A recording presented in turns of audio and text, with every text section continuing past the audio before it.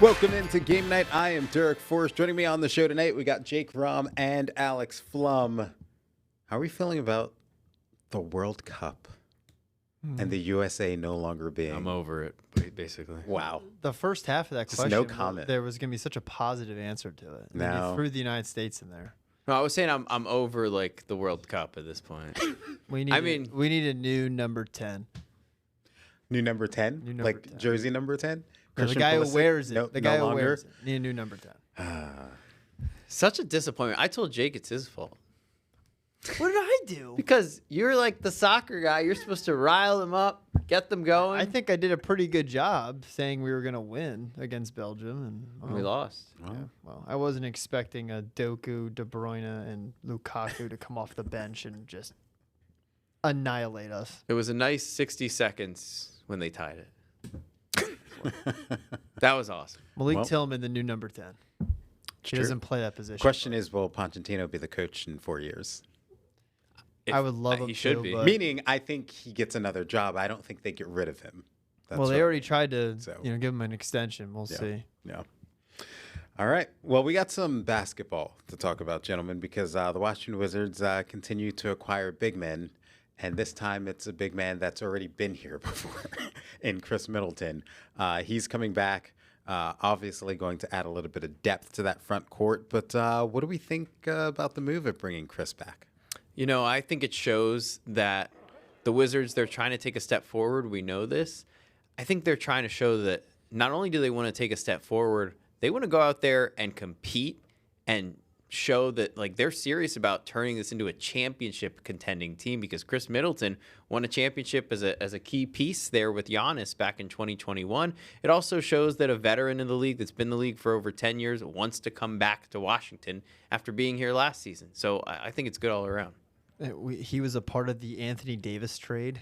Yeah. And somehow here he is again back, and we still have Anthony Davis on the team. We'll see what happens with that, but I think he's staying. And you're right, it just adds a little more depth to this team and a championship mindset. And I said it last week. Can't remember if it was on our podcast, Alex, or if it was on this show about when we were talking about Russell Westbrook and the possibility of him coming in. If Middleton can come in with the mindset of I'm going to do my role, and it might not be a big one. It might just be me on the bench helping along the youth of this team and doing that part. If that's his role coming back on this team and it's agreed upon and it's good, I think it's great. Bring him back in, bring some depth in, have him play a couple of minutes here and there. But most importantly, this team is still extremely young.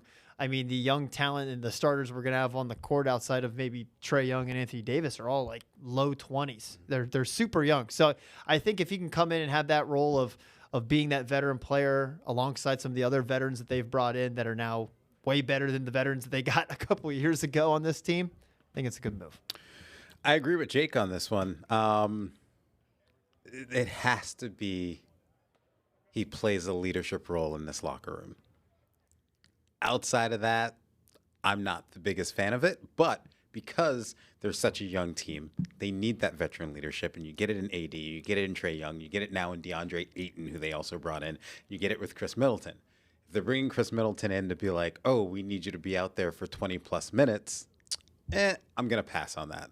But what he brings as a leader, as a veteran, super valuable. What he brings as a guy, similar thinking in when they brought DeAndre Ayton over, if he's a guy that's going to spell Anthony Davis and give him less minutes and let him load manage, then I think it's a good deal.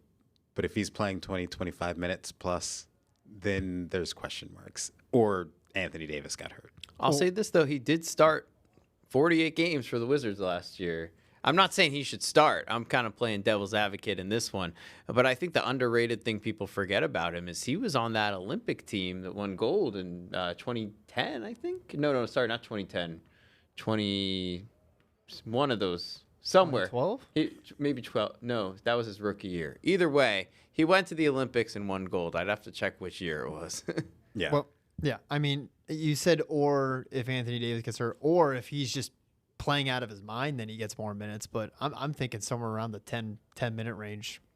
Well enough for me for a guy that should be at best the second line, if I'm making a hockey term here in basketball, the second line of guys coming off, maybe a third. Yeah, I agree. So as we talk about the depth piece, and we had just named off a bunch of guys that they've brought in, how do we feel this team is built around the young guys who are going to be getting all the playing time this year?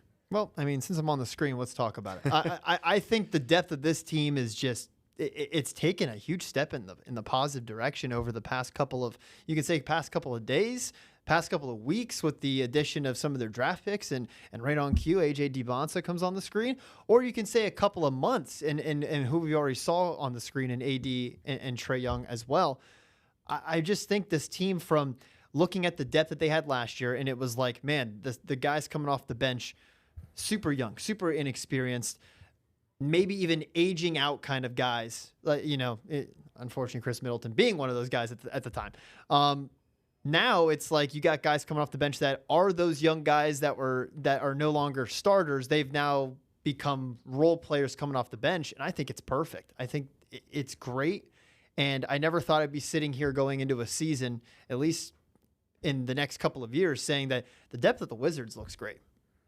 I've seen guys like Isak Bonga, Ramon Sessions, Martell Webster, Jan Mahinmi, like players like that starting for the Wizards. These are guys that have been in the NBA that should have been role players playing 5 to 10 minutes a game. I mean, even Juju Reese was getting starts last year for the Wizards, and we love Juju, but an undrafted rookie should have been starting at that point in his career. They're now at a position where young prospects that maybe shouldn't be thrust into a starting role yet, like Keyshawn George, Will Riley, but I mean, they were great. Trey Johnson, but maybe give them some time to come off the bench and grow as players before they're a full-time starter. Now they're going to be able to do that, right? And you're not going to have Chris Middleton have to come in and start 48 games like he did last year. You can have him come off the bench as a veteran piece now. So I think they're in a much better position where the guys that should be starting are going to start. The guys that should be developing, coming off the bench, getting those minutes and working their way to that, they're going to be in that position. It's like when you're playing a 2K franchise mode and you have to set what the roles are for each player. The Wizards are actually going to be able to have those roles be accurate, I think, going forward now. The real-life example that I can give, I forget which year it was. Maybe it was like the 2011 Kentucky Wildcats that I covered. It was when the Harrison twins were there. Coach Cal put together a team where he was running 2 groups of 5. They were basically starting lineups. Not to say that the Wizards have 2 starting lineups, but he was able to go starting 5, and then he was able to go next 5. And there wasn't a lot left off the court, if you know what I mean, talent-wise, when he brought the guys on the bench onto the court. That's how I look at the Wizards. There's a little bit more of a talent disparity when you bring in that second 5, but that second 5 is the majority of the guys who were starting this past year. That'll probably be coming off the bench, and I think that's a good situation for the Wizards for sure. We got to continue to move on. Let's continue to talk basketball. We're going to talk about the Washington Mystics because, again, Sonia Citron and Kiki Irifin, they go back to the All-Star game. It's a second straight year they've done that. This is the first time since 1999 that that's happened, that a rookies last year, and then second-year players go back-to-back in the All-Star game. But they deserve it. Yeah, they've looked great. I know Sonia's kind of been in and out with some injury bug and whatnot with this season, but when she's on the court, she's still one of the top-tier basketball players, I think, in the entire WNBA. And Kiki Iriafin goes out there, feels like she gets double-doubles all over the place, or she's scoring points one day, getting boards another day, playing great defense another night. I just think these two, if they haven't gotten a contract yet or they're not even in discussions, start talking about it, because I want to see these two in a Mystics uniform for a very long time because they're very entertaining. Yeah, and I think they're both extremely deserving of those all-star spots. Like, this is a team, it's a little bit like the Nationals, right? Like, they're hovering around 500. They kind of, with the youth around there, had no business being competitive yet. And last year, for the early part of the year, they were competitive. So far, they've been competitive. And Sonia has just taken over games. We saw in that 4 overtime games, she did that. The following game, we were out there when they were taking on Atlanta. Things weren't looking good, but Kiki Iriafin, along with Shakir Austin as well, dominated in that one. And the two of them, they're just carrying this team to heights right now. Yeah, and that's the thing. When you look at, they're so young, but asked to be the leaders of this team, and they've really stepped up and done that, and they're getting rewarded with it with the All-Star voting, and they're getting rewarded with the play on the basketball court right now because they're contenders for the playoffs. And I know it's still we still got some time, but Mystics are looking pretty good. All right, we got some Commanders news because ESPN, a couple of ESPN analysts, came out with their predictions for the Washington Commanders today and how they're going to finish at the end of the season. So I'm going to go worst record to best record and see what you guys think. All right. Nick Shook is a writer. 4-13. He has the Commanders going. So he must think Jaden's going to be out for the season. Worst case scenario, you would think that would be the case, right? Because before you reveal the rest of these, I'll say it right now. As long as Jaden Daniels plays the full season, they're winning at least 7 or 8 games. They're winning more than 4. Yeah, the only scenario they're bad is Jaden Daniels gets hurt again. Because as long as Jaden's out there, I wouldn't say the only scenario I they're truly bad. think that. I think that's the floor. One of the scenarios. The other scenario is the defense isn't going to be as good as we think it's going to be. Yeah, but they weren't good 2 years ago, and they still won 12 games. Yeah. I know. There's no. But it is a harder record Let's- than they had, let's hear a more. harder schedule than they had 2 years ago. That's agreed. That's true. All right. Next on the list, we got a 6-11 from a writer. Who? It's better. It's more fair. Dan Parr. Okay. That's more fair. Okay. Then we've got a bunch of 7-10s. We've got 4 7-10s on the list. A bit better. 7-10 is in that's my opinion, realistic. I think that's realistic. And then the last one, we've got a 9-8. So the best Just is 9 and 8. only one Best is person. 9 and 8. Who is that? Brooke Cercimino. All right. Well, Not a- Brooke has some confidence in Must him. be from the DMV. No, I mean, listen, it's a brutal schedule. Yeah. It's tough. It was tough last year at times. It was tough this year, and the start of that schedule is rough. And we're gonna find out what Commanders team we got in weeks 1, 2, 3, and 4. Yeah, for sure. I would put them 8 to 9 wins right now. Yeah. Without That's knowing where I'm at. anything. Yep. I agree. Somewhere around there. All right, coming up on the show, we're gonna hear from Danny Rouillet. We're gonna get his thoughts on if he could redesign a jersey. What would it be? We're also going to discuss that later on the show. That's coming up next on Game Night.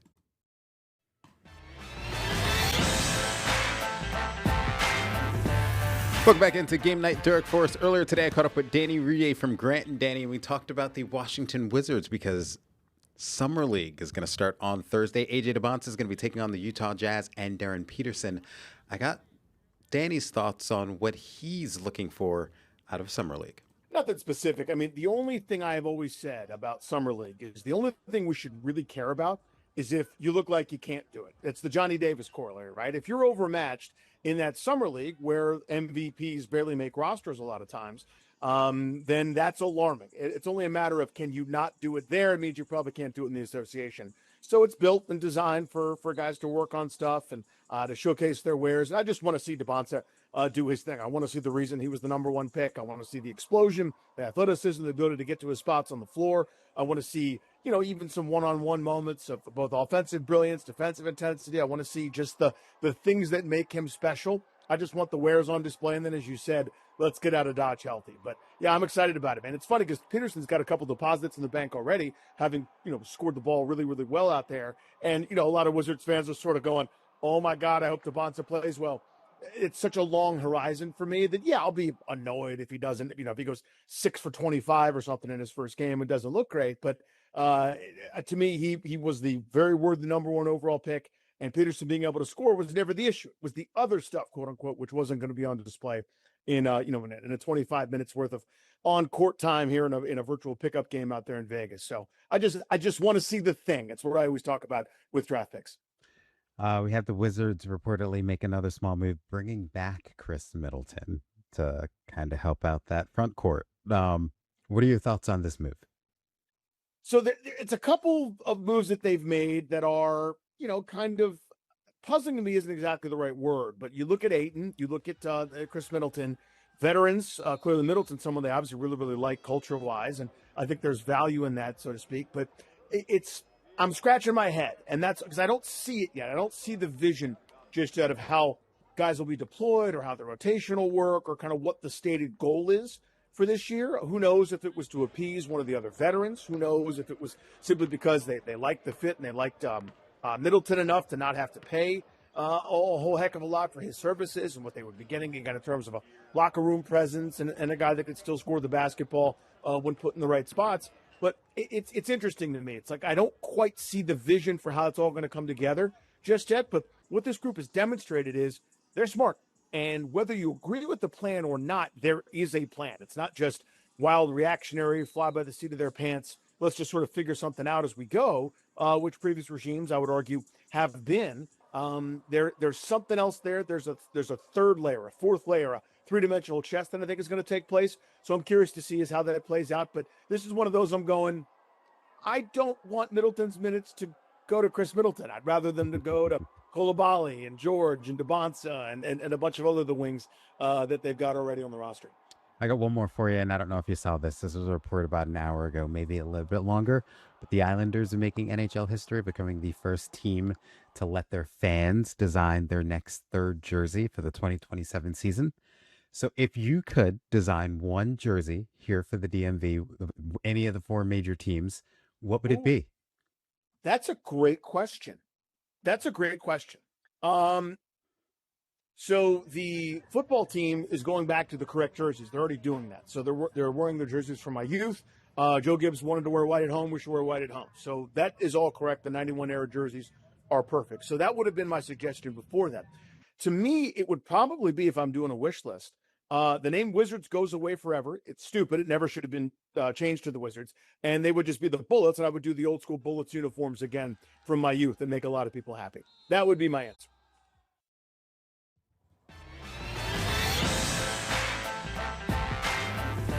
Welcome back into Game Night. Talking some baseball, we had Jake Mintz, Yahoo sports writer, as well as host of the Cespedes Family Barbecue Barbacast podcast on, talking about the national success under Blake Butera and Paul Taboni. I know you've kind of followed Blake Butera and Paul Taboni for a while, been familiar with their careers. Yeah. Are you surprised by how well it's going so far? And what do you think about the start to that era for the Nationals? I don't think this season could have gone better so far. Now, it's all about sustaining it and maintaining it, and everyone feels good now. What happens when the weather gets hotter and the losses pile up, of course. I think that you have to be over the moon with these two. Did I expect this? No. I expected to be impressed. I expected them to be better. I expected the operation to be light years more legitimate than it was. And, I thought this team was going to enter the offseason with a sense of optimism. It's more than optimism. Like, there's real things going on here. To me, Curtis Meade is arguably like the most telling, uplifting part of what's happened. Like, C.J. Abrams and James Wood being good, like, we've seen these guys be great. Mm-hmm. That this organization, off the bat, out the gate, identified a cast-off from another team, made the necessary adjustments to that player, got that player to produce at a near elite level at the big leagues within the span of 3 months. Like, that's how it's supposed to go, and they're doing that already on the hitting side. We've yet to see some of those gains to happen on the pitching side, and I think that's what I would like to see over the second half of this season leading into next year. It's like modern day Moneyball vibes. Moneyball is so interesting as an example, right? Because what were they trying to do in Moneyball? It was all about finding the market inefficiency. And I think that the game got oversaturated with that type of approach. And I think what the Nats are doing is simpler. I think their superpower so far is leading with humanity. I think in an industry that can feel very transactional, the Nats coaching staff and front office, they talk about these people as people, mm-hmm. which is very refreshing and rare. And Taboni and Butera are the perfect faces of that. Like, when you talk to those guys, you don't feel as if they're misleading you or they're obfuscating. you feel as if they care about the conversation and they're being honest and as forthright as they can be. And like, I would imagine that they bring that same energy internally. So when I'm trying to look at what separates this front office, that's what struck me so far, which is maybe corny to say that, empathy is going to win a World Series and it's going to take a lot more than that. But that to me has been the distinct kind of characteristic of this front office so far. Well, it's interesting because that played a role in 2019 for sure. It was the heart of that team. I mean, it's like the talent on the field makes an impact, but then there's other things that get you there. But it gets to the heart of a conversation of like, how do you improve people, right? Because helping someone to get better at baseball is the same as helping to get someone better at anything else, right? The best coaches are just good teachers. Right. Good people. And that all starts with trust. Like any mentor you've ever had that has helped you become a better version of yourself started with the basis of like interpersonal belief. And I think that the Nats really understand that. And that is a core principle of what they do. And I hope it works because it's kind of beautiful.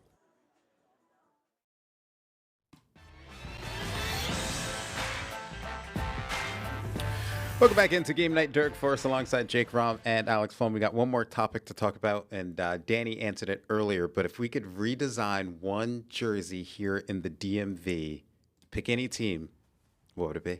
I like that you said pick any team and didn't say professional or college, because I'm going to go the college route. GW should have been called the Blue Fog. They should have uniforms with some sort of like foggy haziness coming off of it. That's all I'm going to say. They missed an opportunity there when they decided to name themselves the Revolutionaries. I completely agree on that. We've talked about this before, but I'm going with the Wizards. I agree with Danny. All the fans don't like their jersey. It's kind of boring. I think I don't know what the redesign needs to be, but those jerseys need to be redesigned to look better. I'm going with the team that's on our screen.